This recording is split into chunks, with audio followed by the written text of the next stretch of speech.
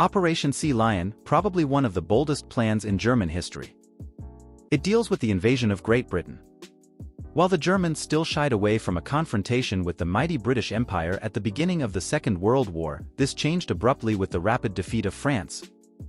The war in the West was to be ended with a complete victory over Great Britain even before the planned campaign against the Soviet Union could begin.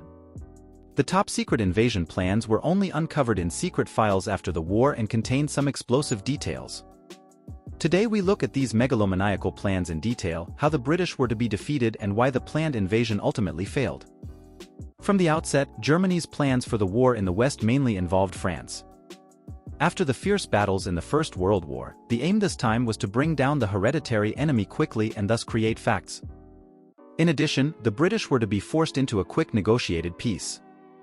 The idea was that Great Britain could cave in and give Nazi Germany a free hand in Europe in order to preserve its own empire. However, the British under their Prime Minister Churchill made it clear from the outset which side they were on, declaring war on Germany after the invasion of Poland and remaining unimpressed even after the conquest of France. Thus, on August 13 of the year 1940, the Germans began the so-called Battle of Britain, which was to serve as preparation for the invasion of the British Isles. The German leadership still hoped that success in the air war and the demoralization of the British population would force Great Britain into a compromise peace. However, if this did not work, the English Channel was to be crossed and the islands conquered. But what did the plan look like in detail? As already mentioned, the first priority was to eliminate the Royal Air Force and gain supremacy in the air. The German Navy was to gain control of the English Channel, which would allow the troops to reach the southern tip of Great Britain. To this end, a huge army was assembled in the northwest European ports, which would ultimately carry out the invasion and land in Great Britain. Parallel to the crossing of the English Channel, a mock landing was to be carried out in the north of Great Britain in order to tie up British troops there. On the actual landing in the south, the first wave would comprise around 90,000 men, who were to land in three main areas. By the third day, a total of 260,000 men would have crossed the English Channel and brought a broad coastal strip under German control.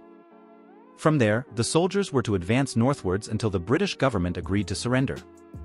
While Walter von Brauchitsch, commander-in-chief of the army at the time, was very convinced of the plan and expected victory within a month, both the German naval staff and the commander-in-chief of the Luftwaffe, Hermann Göring, were less euphoric.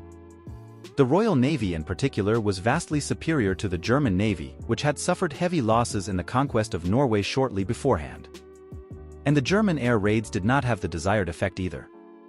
The planned date for the landing was repeatedly postponed, and a period of bad weather in the late fall of the year 1940 made crossing the English Channel even more hopeless. Hitler also became increasingly impatient and preferred to carry out his planned invasion of the Soviet Union. So by spring 1941 at the latest, it became clear that the operation would be called off and all troops would be regrouped for Operation Barbarossa, i.e. the attack on the Soviet Union. With hindsight, we can also say that such an invasion was doomed to failure from the outset. The last time Britain was conquered from the European mainland was in the year 1066 by the Normans. And the German Empire, while overrunning its previous opponents, would most likely have failed in such an endeavor. The British government and the British military had been preparing for such an invasion since the beginning of the war. A network of coastal defenses, including minefields and fortifications, was built to stop the German advance. Alongside the US Navy, the British Navy was considered the most powerful in the world and always prepared for such a scenario. And it was far superior to the German Navy, not only in terms of numbers but also in terms of quality. The Germans also lacked the landing craft required for such an operation, and German logistics were not prepared for such an attack in other areas either. In addition, air supremacy over Great Britain could not be achieved. And so the Battle of Britain and the resulting rejection of Operation Sea Lion is regarded as Hitler's first defeat in the Second World War.